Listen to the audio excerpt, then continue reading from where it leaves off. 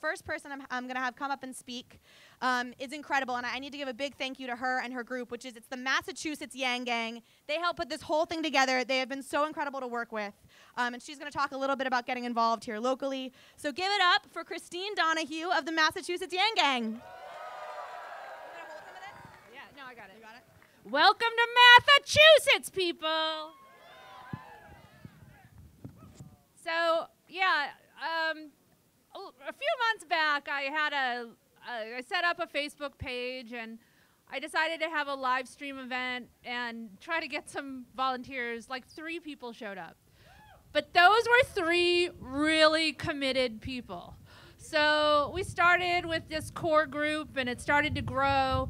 And now we're about 25 who meet weekly on Monday nights in Cambridge. So if you want to get involved, go to the Facebook page, Massachusetts Yang Gang. Find us, come, we'd love to have you. We're having a viewing party for the CNN Town Hall. There are flyers at the tables. We'd love to see you there too. So as far as getting involved, I wrote some things down because I knew I was going to forget some things because I don't normally do this sort of thing. But a year ago this week, I made my first donation to Andrew Yang. I had just heard him speak live and in person, and I immediately reached out to the campaign and offered that if there was anything I could do, I sent them my resume and said, I'm here, I'll help you out. Little did I know, a year later, I'd be standing here in front of all of you with a Boston Parks and Recreation permit in my name, hosting sort of a rally. So please, please, please behave and carry in what you carry out what you carried in, okay? Any event, I don't really consider myself a Democrat. I don't consider myself a Republican either. I learned really early on it's important to stay independent in Massachusetts because then you can vote in any primary you want. And one of those 2 people is going to be your president. So it's really important that you try to pick the best candidates, right? Like both sides, because you're stuck with that person for 4 years. This is the first time I don't feel stuck. I don't feel like I'm choosing between the lesser of 2 evils. And that's a pretty good feeling. Thank you. So anyway, most candidates hold up these issues. I call them the shiny objects. They're the issues that they use to divide us and distract us while they pretty much do whatever they want and get elected. Andrew isn't divisive. He isn't spending time holding up shiny objects to blind and divide us. He's not offering us a box of Band-Aids. He's working on cures. He's not engaging in whataboutism or campaigning on problems of the past administrations. He's bringing solutions to the table, and his table is big enough and holds a diverse enough bounty for everyone, all of us here. Hearing his policies convinced me that capitalism doesn't have to start at 0, and that choosing between humanity and economy is a choice we never actually had to make. For these reasons, and many others, it gives me great pleasure to be standing here warming up this bandstand for him and voting for him. Thank you, everyone, for coming. I hope you come find us in the Massachusetts Yang Gang and volunteer. Let's get this going, and let's show them all that the revolution does start in Massachusetts.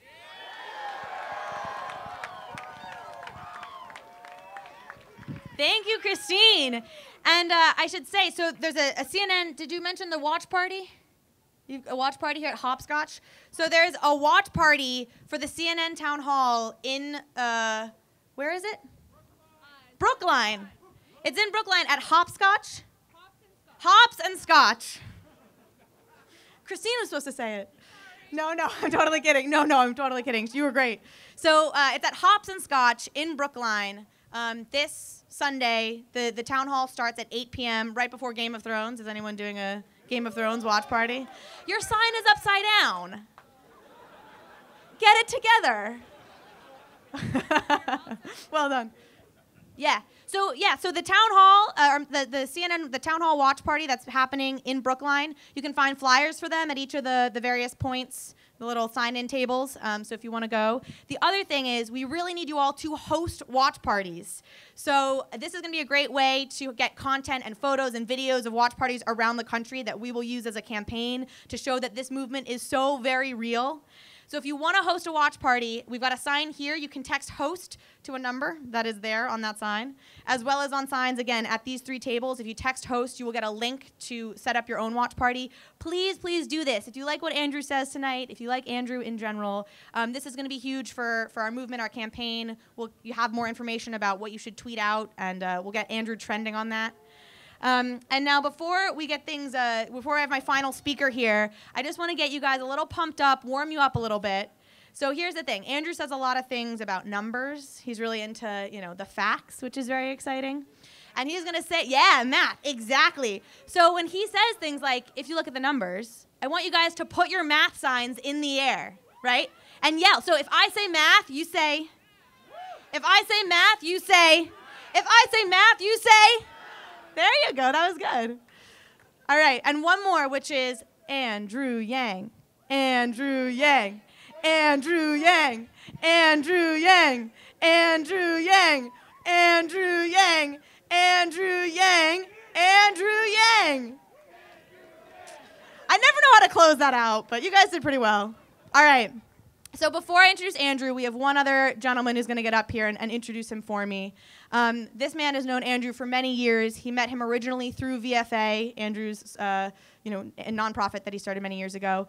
He has worked in early stage startups. He's worked as an entrepreneur and a CEO for many years. Give a very warm welcome to the man who will introduce the man of the hour, the wonderful Owen Johnson.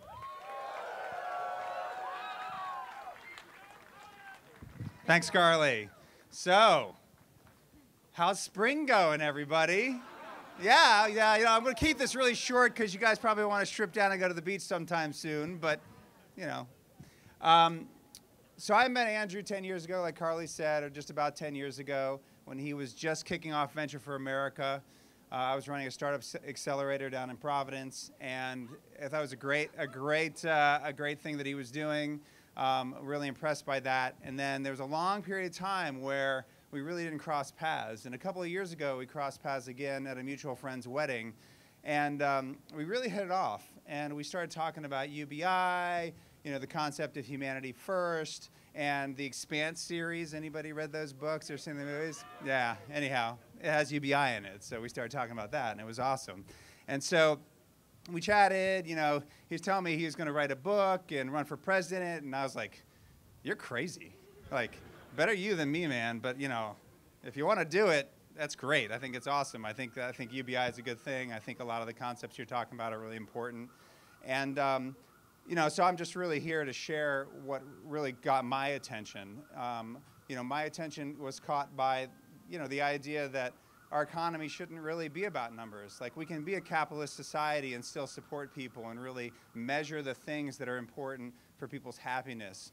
And as society gets better, it really should be getting better for everybody. So, I agreed with that. I thought that was a good idea. I really respected the fact that he's not a politician, right? He's not a career politician. He's a career problem solver and value creator. And he's proven that, to me at least, through Venture for America, I think, and actually all of you standing here right now, because 2 years ago at that wedding, you guys had no idea who he was, right? So this is the beginning of a movement, and it really is real when you stand up here and you see all these faces who are here to hear about what he's talking about and hopefully support him.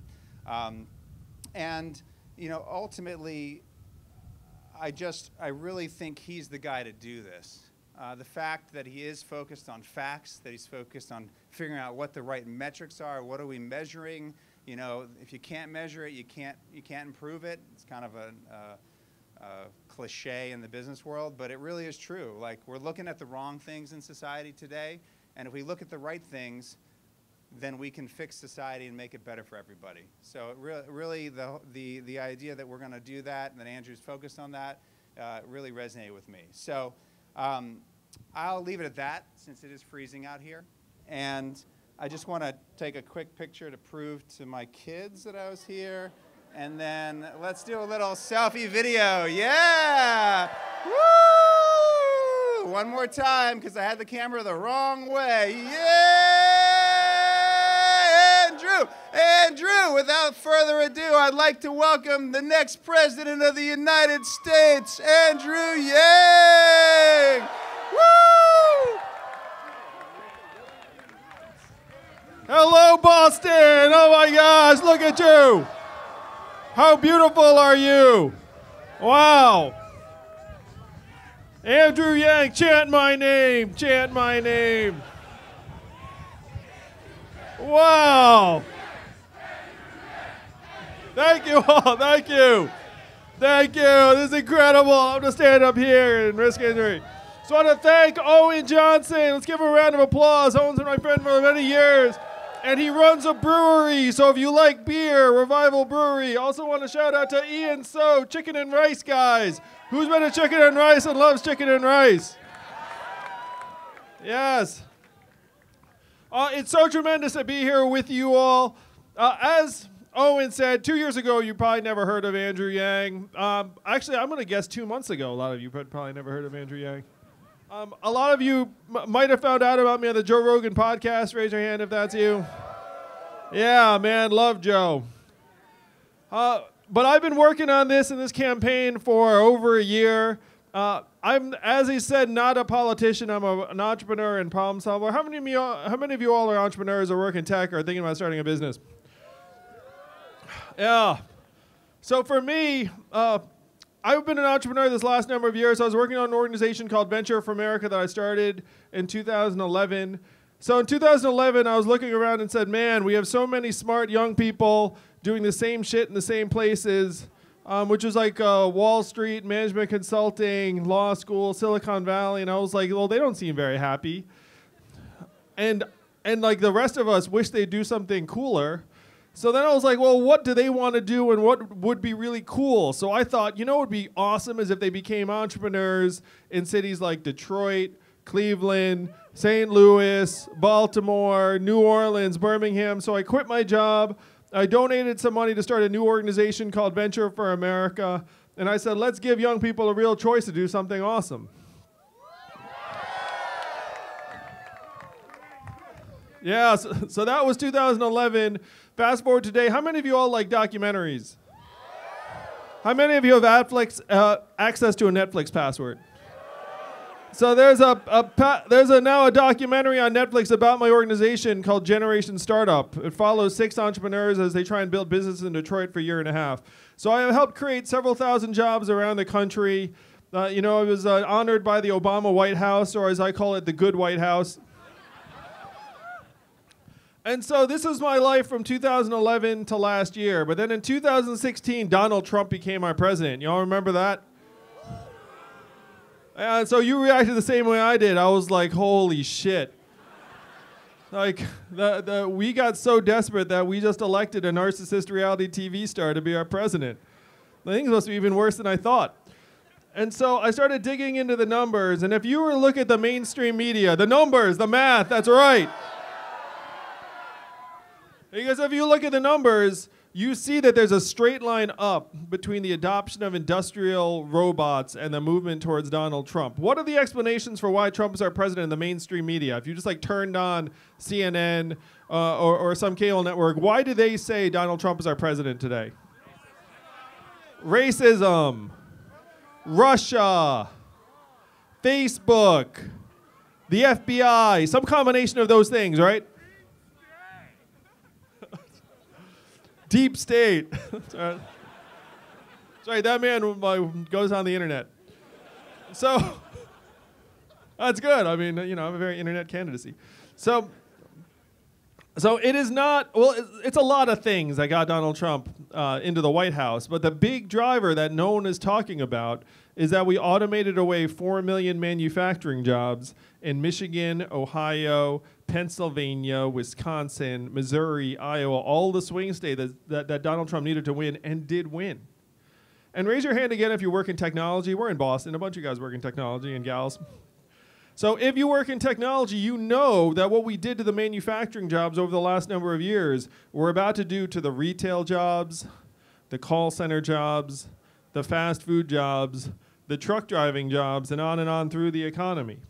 Now, you all live in the Boston area, and this is one of the most affluent areas in the country. But how many of you have even noticed retail stores closing around where you live?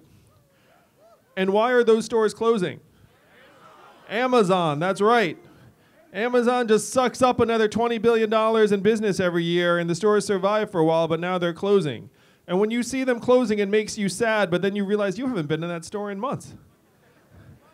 Now, unfortunately, the most common job in the United States is working in retail. The average retail worker is a 39-year-old woman making between $10 and $11 an hour. And we know she likely does not have much in the way of savings, so when 30% of malls and stores close in the next 4 years, what is her next move going to be?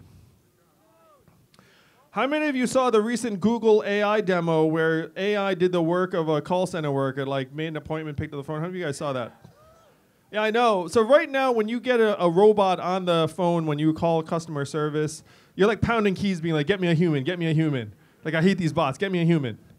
But in about 3 years, you're not going to be able to tell the difference. The bot's just going to pick up the phone and be like, hey, how's it going? What can I do for you? And he'll be like, I want you to do this. They'll be like, sure. And you'll be like, wow, this person's delightful. So we're about 3 years away from that, from the AI being able to meaningfully replace the 2.5 million call center workers in the United States who make $14 an hour. How long do you think it's going to be? I'm saying 3 years. How long do you think it's going to be? Less than that, 2 years, 5 years, but we know it's on the way. We know it's happening. Driving a truck is the most common job in 29 states. There are 3.5 million truck drivers in this country, 94% men, average age 49. They make about $46,000 a year. And my friends, yeah, there's some more math. And my friends in Silicon Valley know that we're working on trucks that can drive themselves, and they tell me that they're 5 to 10 years away from having robot trucks on the highways. Now, why are so many of my smart friends working on trucks that can drive themselves?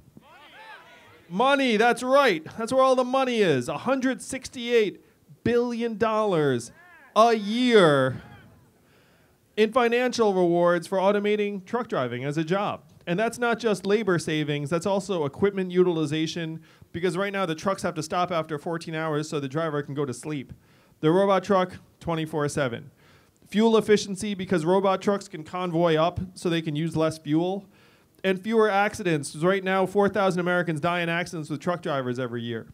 So you could even save thousands of lives potentially with this. $168 billion a year, thousands of lives. But on the other side of the equation, you have 3.5 million truck drivers and over 5 million Americans who work in truck stops, motels, diners, and retail establishments that rely upon the truckers actually getting out and having a meal at the end of every 14-hour shift.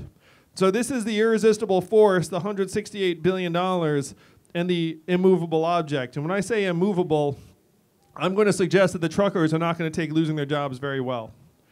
There are dozens of truckers in Indiana recently who did something called a slow roll. That is, they drove their trucks slowly on the highway.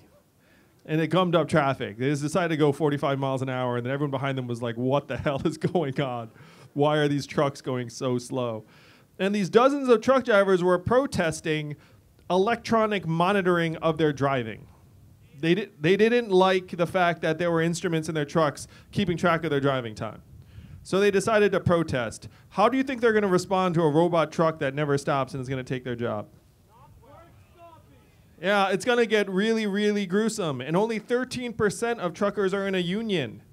This is not a situation where there's going to be some grand negotiation. 87% are individual proprietors or in these like really small shops. How many of you all know what truck drivers? You know what I'm talking about, right? Most of them are not unionized, just working for small firms. So this is all coming down the pike. Donald Trump is a manifestation of the fact that we're in the third inning of the greatest economic and technological transformation in the history of our country. It's called the Fourth Industrial Revolution. And those of you who are into this stuff know what I'm talking about. The first inning was the deregulation of financial services. The second inning was the decimation of manufacturing work. The third inning, which we're in the midst of, is the obsolescence of brick and mortar retail. The fourth inning will be autonomous cars and trucks. The fifth inning will be AI doing the work of not just call center workers, but then bookkeepers and accountants and lawyers. I was an unhappy corporate attorney for 5 months, and I guarantee you can automate that job. So we are in the midst of this incredible transformation, and our country can't even understand what's happening to it. Who are we blaming? Immigrants. It's the dumbest thing on earth. Immigrants have nothing to do with the economic dislocations. It's the fact that technology is now making it harder. And that's an applause line. Thank you, brother. So this is what I was confronting in 2017. I was like, holy cow, Donald Trump is our president. I'm getting medals and awards for creating thousands of jobs around the country, and I have the feeling that my work is like pouring water into a bathtub that has a giant hole ripped in the bottom, where it's like you're pouring a watering bucket in, and then there's all rushing out the back. And so I said, okay, how do you plug the hole? And I went to Washington, D.C., and I presented them the data. I was thorough. I had like this slick PowerPoint deck in the whole thing, and I was like, hey, what are we going to do about the fact that we're going through this economic transformation? And what do you think the folks in D.C. said to me? The things I got from the folks in D.C. were, number one, we cannot talk about that. Number two, we should study that. And number three, the most competent sounding one was, we must educate and retrain Americans for the jobs of the future. It doesn't work, that's right. And I said, hey, that sounds competent and responsible, but I looked at the numbers. Do you all want to guess what the success rate was for federally funded retraining programs for the manufacturing workers? 0 to 15%. That's right. It's a fantasy, and any politician who's talking about it is being irresponsible. So then when I said that to the policymakers, they actually looked at me and said, well, I guess we'll get better at it. And so I had to reckon with this reality. It's like, wow, are we so far gone as a society that we cannot even confront the reality of what's happening to us, much less enact meaningful solutions? And one of the meetings I had with this senior bunch of officials, one of them actually said to me, and I had someone with me, so he can confirm this, and I thank God, because if not for him being there, you'd be like, there's no way that conversation happened. Now, here's a conversation. He actually said to me, Andrew, you're in the wrong place. No one here in Washington, D.C. will do anything about the problems you're describing, because this is not a town of leaders. This is a town of followers. And the only way we will do anything is if you create a wave in other parts of the country and bring it crashing down on our heads. And that's why I'm here with you tonight, people of Boston. I heard what this guy said, and I said, challenge accepted. So that is why I'm here with you running for president tonight, to wake up America to the fact that it's not immigrants, it's technology, and we need to move our society forward. So how are we going to do that? If you're here with us tonight, you've probably heard this about me. There's an Asian man running for president who wants to give everyone $1,000 a month. And all three of those things are true. So the first time you heard about me and the $1,000 a month, you were like, wow, that sounds fantastic, but it's too far out. But it's not far out at all. If you look at our nation's history, Thomas Paine was for it at the founding of the country. He called it the citizens' dividend. Decades later, Martin Luther King championed it in 1967, called it the guaranteed minimum income the year before he was assassinated. That same time period, Milton Friedman and 1,000 economists signed a study saying this would be tremendous for America. It passed the U.S. House of Representatives twice in 1971 under Richard Nixon. And then there was one state that actually passed a dividend 11 years later, where everyone in that state now receives between $1,000 and $2,000 a year. No questions asked. And what state is that? And how do they fund it? And what is the oil of the 21st century? Marijuana, that's right. I'm kidding, it's technology. It's technology, you got it right. So you had a sign up saying Jeff Bezos is worth $160 billion, now $80 billion, but it's still a lot of money. And we all know that, how much did Amazon pay in federal taxes last year? That's right, they paid less in federal taxes than all of us. That's crazy. They're $1 trillion tech company. How did they pay zero in taxes? And I'm going to submit to you all that if Amazon pays 0 in taxes, it is not their fault. It is our fault.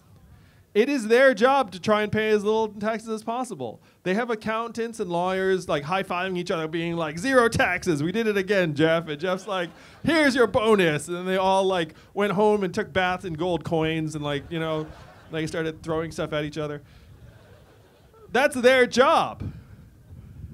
It's our job to make sure they can't do that, right? So we talk about this freedom dividend.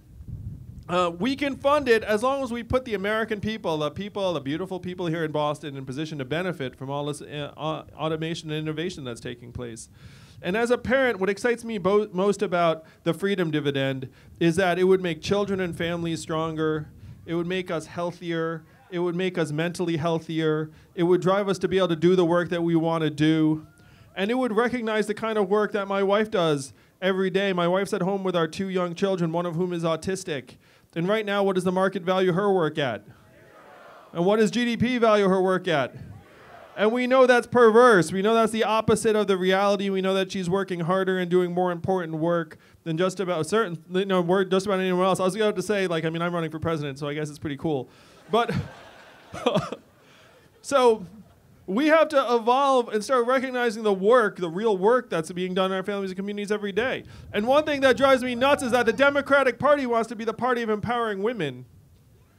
We all know that there are thousands of women here in Boston and millions of women around the country that are in exploitative or abusive jobs or relationships because they lack the economic freedom to walk away.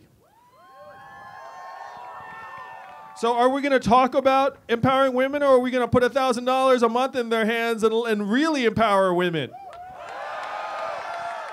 The same is true for communities of color. We can talk about empowering communities of color. We can put $1,000 a month into everyone's hands and actually make it so that everyone has a fighting chance to thrive in this society. So this is the freedom dividend. It's not left, it's not right, it's forward. And it's taking the country by storm. People, the first time they hear about me and the freedom dividend, they're like, ha, ha, ha, that's really interesting. But then they're like, wait a minute, he's talking a lot of sense. Cars and trucks are going to drive themselves. AI is going to do a lot of the work. My mall did just close. Donald Trump is our president. I do have a supercomputer in my pocket. He is Asian.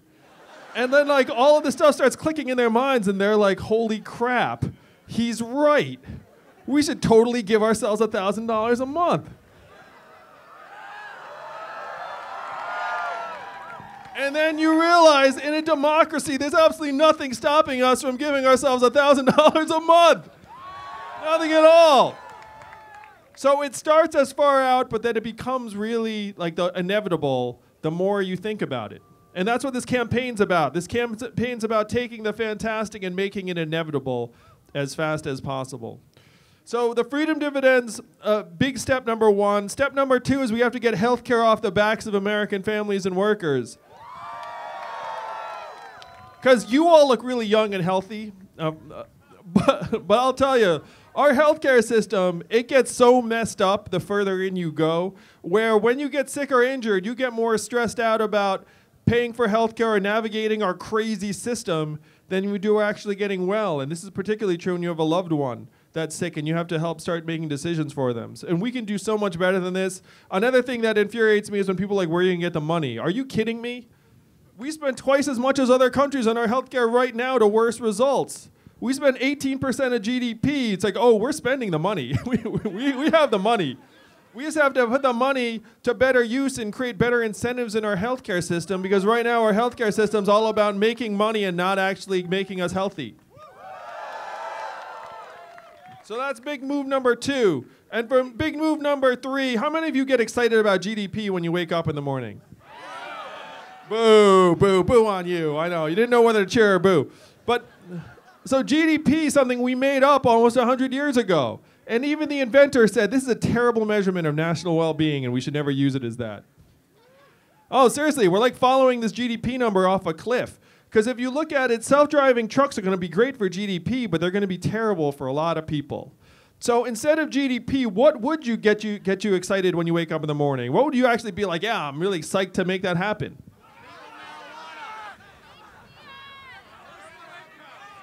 All right, someone said income and affordability. I like that one. What else would get you excited?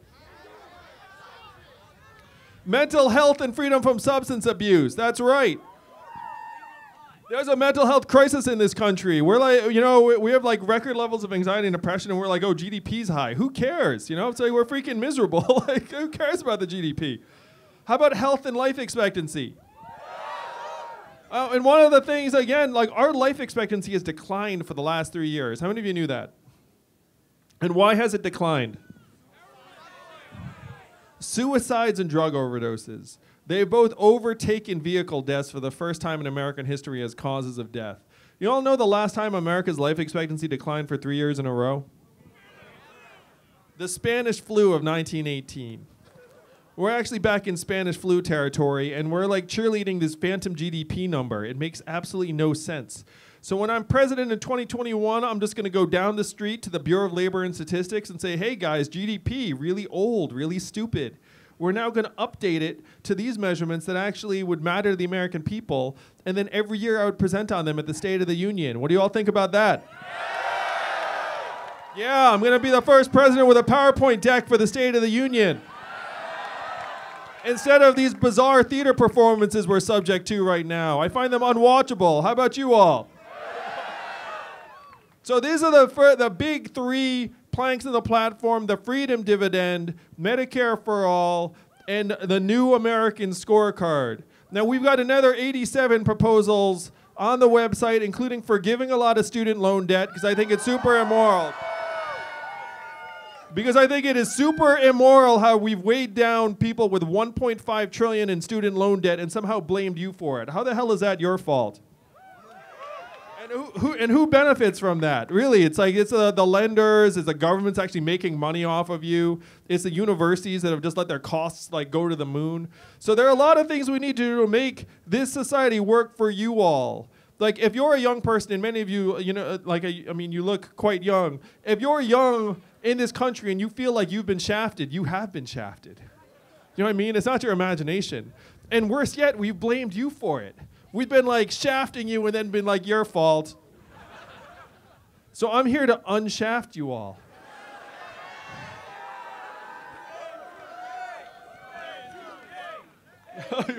Thank you.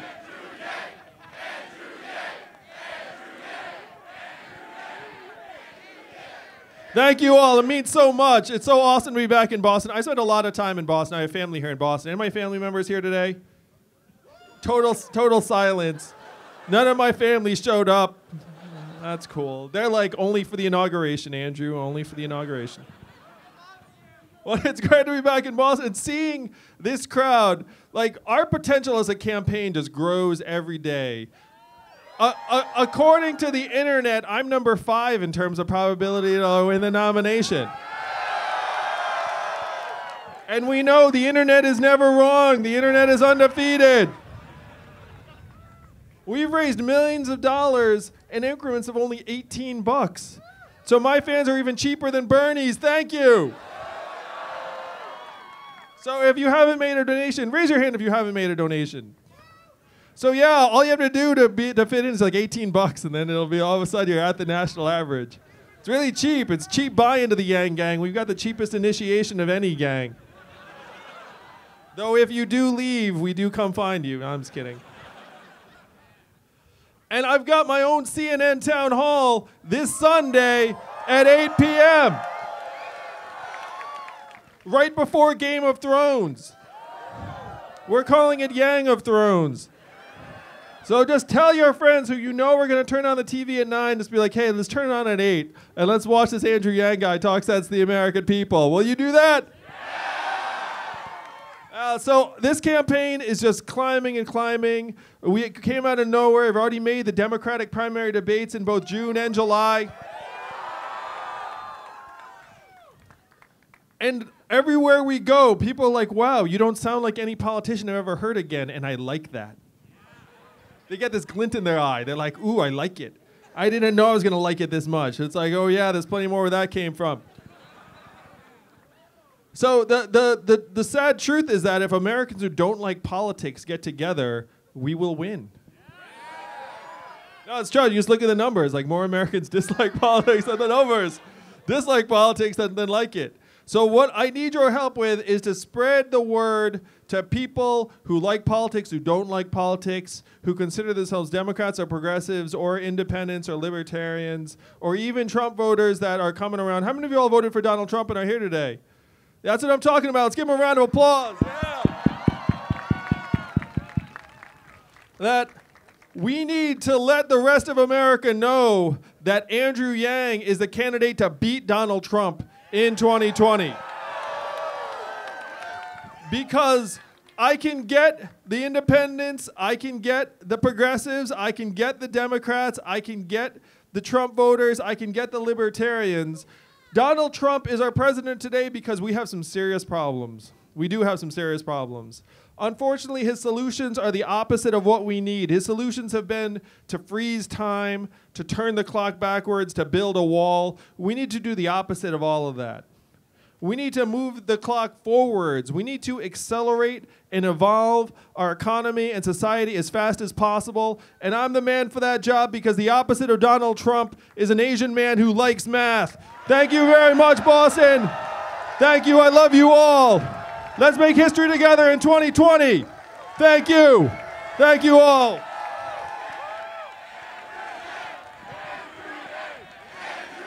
Thank you.